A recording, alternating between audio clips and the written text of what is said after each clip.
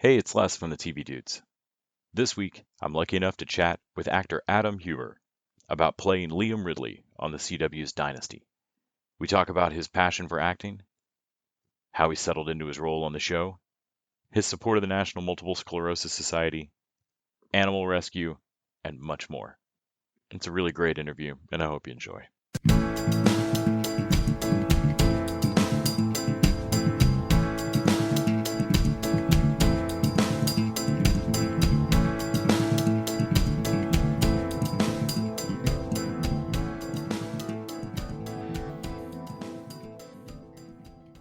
Hey, Adam. Hey, Les. Thanks so much for making time today. I really appreciate it. Of course, happy 2020. Yes, yeah, happy 2020 to you. I think, like everybody else, I'm looking forward to the endless hindsight dad jokes for the next few years. Yes. Uh, so I was excited to get to talk to you today. Getting to see you on Dynasty. Of course, you've popped up on a couple of other shows that I've watched. New Girl, Awkward, Unreal. Sure. Uh, I was excited to get to talk to you about your path to acting and does it feel different getting onto Dynasty, which feels like it would be a higher profile and longer, steadier gig. But then when I was doing my research, I kind of discovered that Liam wasn't necessarily meant maybe to last as long on the series, and you've kind of been kept alive by the fact that we all love you. And um, You're 100% right. Because I'm as shocked that I'm still here as well. Like I think it was supposed to be, one of those things where I come in for a little bit, and then they just kept writing me in and writing me in and writing me in. And I was like, are you guys gonna kill me, or what's gonna happen here? Because I was like, no one had any idea. All the writers, no one. Every time I asked them, like, okay, who's my character? How long? No one gave me like a straight answer. Um, and then I recurred for what, a season and a half, because I came in late season one, all throughout season two, and then they gave me a contract, which was nice. So yeah, it's definitely been a lot different from everything else I've done has just been one or two episode like guest stars, and I've still had to be. The funny thing is, so I went from New York. So my path of acting is I didn't do anything in high school because the drama club was not probably the coolest thing to do. But I always had like an interest in Hollywood, but I'm from a small town in Pennsylvania. yeah. So like, I didn't even know that an actor or like being on TV, I didn't even know that was like something that was possible. And so I literally Googled while I was attending Penn State. I was like, how do you be an actor? How do you become an actor? And they said you go to the place where auditions are being held. And if you're not from like New York or LA, then go to your local theater. So I was in college. I went and tried out for a play, and I didn't get that one, but I got the other one that they were the production they were putting together. And then I just immersed myself with like other classes and other plays. And then after 3 years, changing my major a million times, I was just like, I don't want to stay in school, and I want to go and pursue this. And so I moved to New York, struggled my ass off. I lived in my car for a couple of weeks, lived on couches, and then started having some success like in the modeling world, because it was just how you get your foot in the door. And it kind of, yeah, I booked a commercial through like a commercial agency, and then just kept taking more classes. And then eventually my manager Sarah Shin with 3 Arts out in LA reached out to my commercial, and she's like, oh, I want to work with this kid. And then she was like, you want to move out to LA? And it's been like a gradual thing. I've always been a shy person. So like it took me a little bit, like, going into these rooms, and it was like a kind of like a thing. I was like, oh my God, I actually have like a chance to do this. Sometimes like some things don't feel real. And yeah, and then it's just, I started off doing like student films, and then gradually doing like co-stars, and then moving to guest stars. And then I started testing for like the leads of like NBC shows. And I was like, oh shit, I'm actually supposed to be here. I think I know what I'm doing. And and then Dynasty came up, and I only had one audition, and it was funny because I was shooting a Pacifico beer commercial in Mexico, and like the sun setting, and I get this call, and they're like, "Hey, you're the new love interest on Dynasty," and I was like, "Okay, that's awesome," because it was honestly like, it was like my first break, and it was like my first time to be a part of like a real, legit show and be a character in something. I'd read an interview with you where you mentioned enjoying, working on a character journal and getting to come up with, deepening and backstory in your character, that kind of stuff.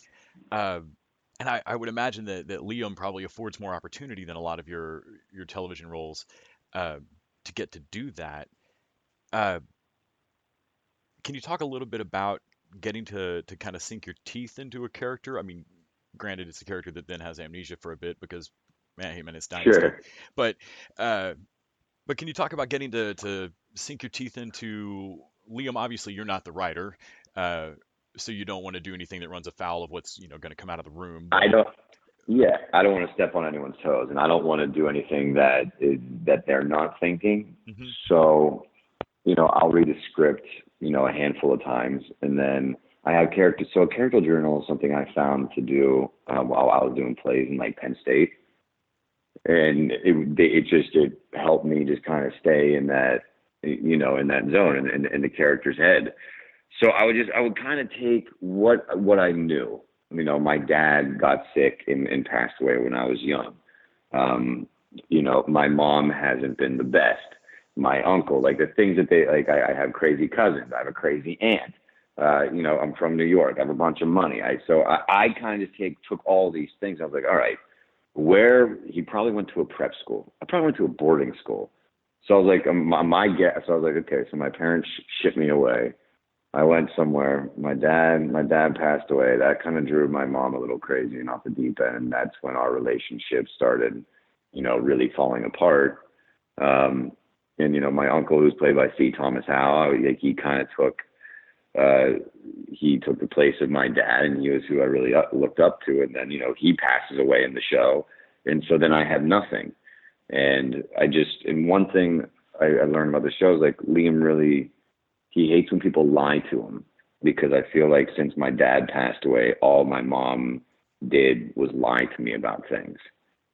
And he saw this crazy family, this crazy world, and he didn't define with it. He wasn't one of them. And that's why like I'm kind of like the voice of reason for Fallon, because we come from the same place. I think the very first episode I had, I was like, yeah, I backpacked through, South America for a long time. So I'm like, okay, so when did I do that?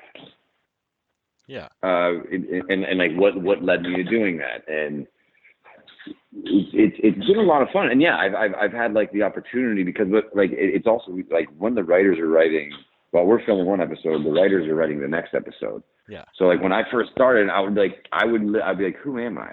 And they would just say, "There's more to you than meets the eye." And I'm like, that doesn't do. I don't know what that means. you And turn then into a every truck. episode, yes, exactly. And so then I was like, I was like, I just kind of have to take what they've given me and just kind of go from there. Because when you're doing this is my first, the longest time I've been a part of a show, and I want to bring as whatever truth and honesty to it as I possibly can, and make the characters as real and true to me as possible. And that's where the character journal and kind of making up your own stuff and making up your own stories and like making up your own past and why you are the way you are. Like I think it's really helped, and I think it's also a reason I'm still here. Like I'm a hard worker, and there's some people that come to the show and they don't know their lines and everything, but everyone has their own way of going about stuff. And me, like I have to know, like I read every scene I'm in for that episode every night. It doesn't matter if we're shooting it the next day or not. I read every scene I'm in every night before I go to bed. So then that kind of just lets me sit there in the thoughts and be like, okay, what's going on? Where's he coming from? Whereas other people, they have their own thing. Like some people come in and they just they'll read the lines once and they know exactly what to do. And by the third take, it's just like gold. And I'm like, wow, that's amazing. That's not my, my process. So like a character journal and creating this, I think it probably came from the theater, because my theater teacher was like super method. And so I just, yeah, the character journal is something I just did from the very beginning. It helped me immensely understand who the character was. I know every profession's got an amount of skill that you could pick up in college or from a book or from acting classes. Your real job of actually acting.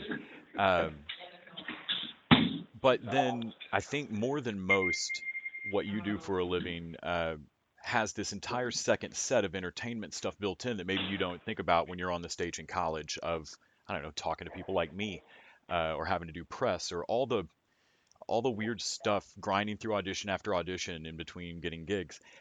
Uh, Yep. what's been the strangest or the kind of biggest thing you've had to learn about that side of the industry, about the other half of this job that isn't acting? Um, like with like the audition process is crazy. Well, you have to also be so patient. You have no idea when that thing's going to come. Um, you got to pay your bills. And like with doing the press and stuff, this is something is new to me, because not until I became a series regular did I really start doing interviews or anything. Hmm. So that's something that I've just kind of had to learn. But I'm a people person. Like I used to be really really shy, and that's one thing that I kind of had to work through. And like I've never been the most confident person. I don't know why. Um, I think just being from like a small town, like I grew up with like all females in my life, so I never had like any brothers, and no one like that like beat the shit out of me or anything. Um, so like I've had to work on my confidence on things. And like I said before, I'm supposed to be here. And like also those inner demons in your mind that tell you you're not good enough, or you're never going to make it, or whatever. But then you have to battle that part. You're like, no, stick it out. You're supposed to be here. This is what you're supposed to be doing. Um, within the auditions, you're hearing more no's than you hear yeses, and you got to, build some thick skin. And, the relationships you have with your manager and your agent. And then there's also when people start seeing you work, like other actors, they're like, oh, hey, can you shoot your manager my info? And you're like, I know, I mean, I would love to, but it's just kind of not how it works. Yeah. And tons of people then come out of the woodwork when they start seeing have success, and they start like asking me for stuff. And like, I wish I could give everybody, the right answer, but everyone is, has their own journey and their own path on how they're going to, get there. Yeah. Dude, it has been one hell of a learning experience, especially with being on Dynasty. Going to set every day. Like, what's that like? What's it like getting rewrites every night, before you go to bed? What do all these pages colors mean? Yeah. Yeah. Yeah, this has been one tremendous learning experience. Like every day on set to me is a learning experience. I'm like a sponge, because I love it. I love what I do, and I'm so grateful for it, and I can't wait to see what other opportunities or what else is going to come after this. And Dynasty was my first big yes, and people would say this, so yeah, I guess this is my first big break.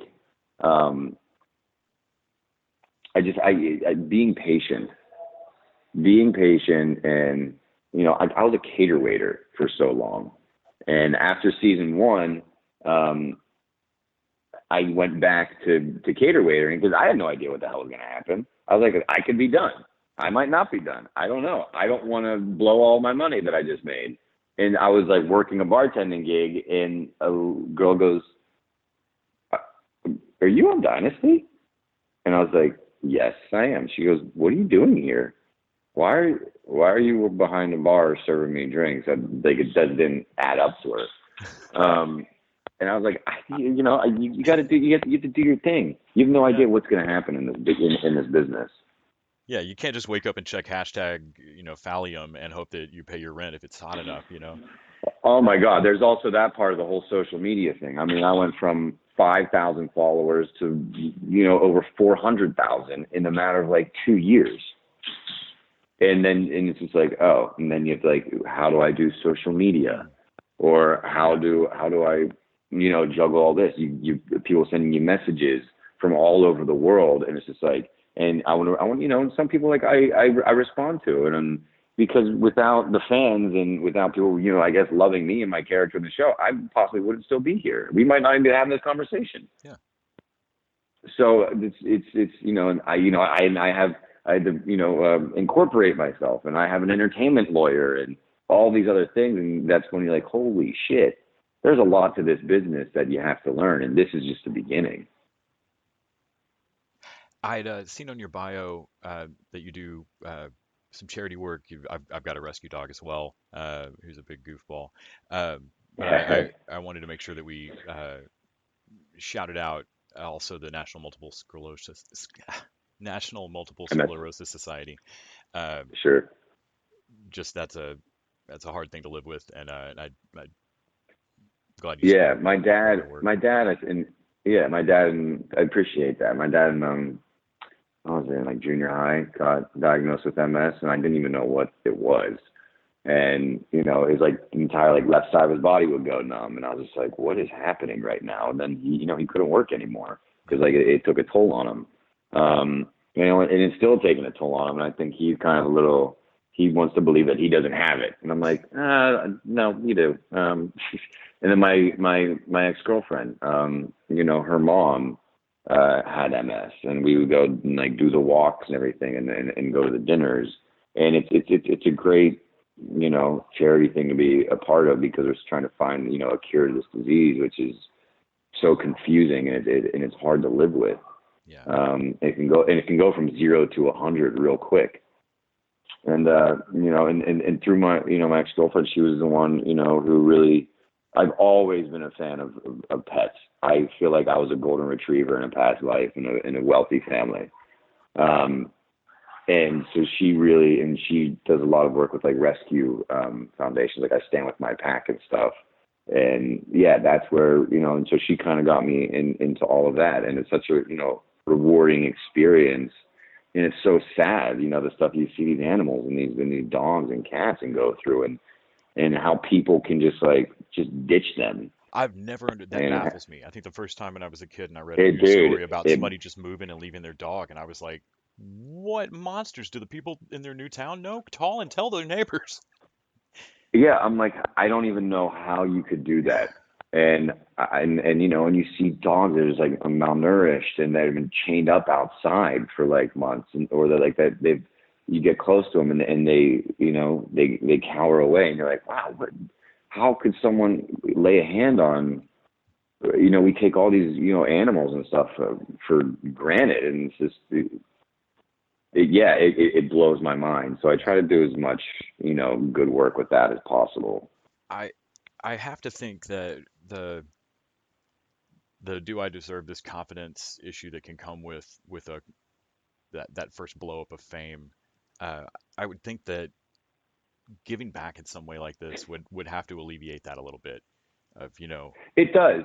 100% it does. And when you can give like, I have a lot of friends that are, actors, and, they're still struggling. They're still doing their thing, and, they see me having success, and, if I can give any good advice to anybody, I love to.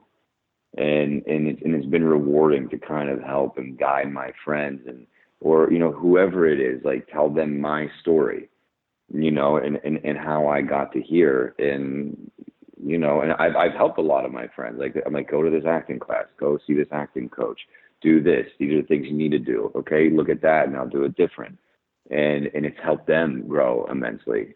So it's so rewarding, and that's where I'm like, okay, I'm supposed to. I want to be, if I'm going to be like, I don't know. I don't consider myself any some sort of celebrity or famous because this is all just kind of happening. But like if it, gets to the point, and I do, become something big someday, I want to be the person that, kids can really look up to. And I want to be a role model for people, and a good role model.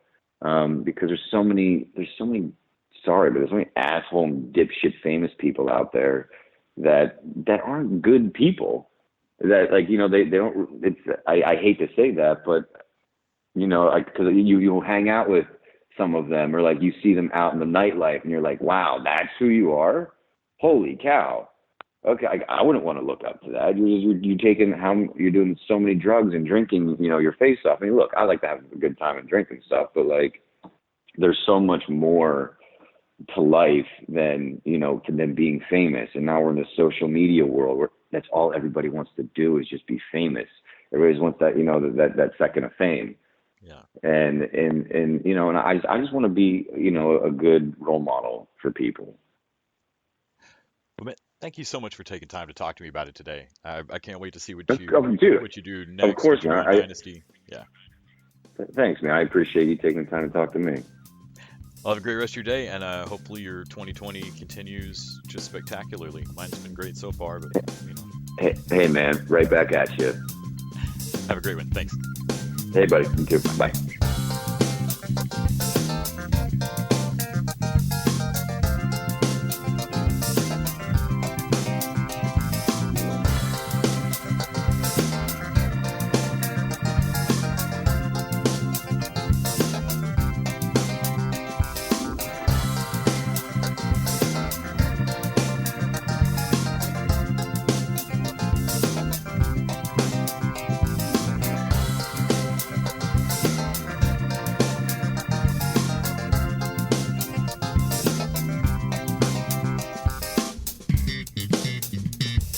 The TV Dudes is an independently run podcast and a member of the Electric Sweater Podcast Network. We are exclusively listener supported. If you'd like to help us out, go to patreon.com/TVDudes. You can like us on Facebook and Twitter @TVDudes. All the music for our show is by our friend and original TV dude, Gregory J. Amani Smith. To find out more about us, go to thetvdudes.com and electricsweater.com. I'm Grant Davis. Thanks for listening.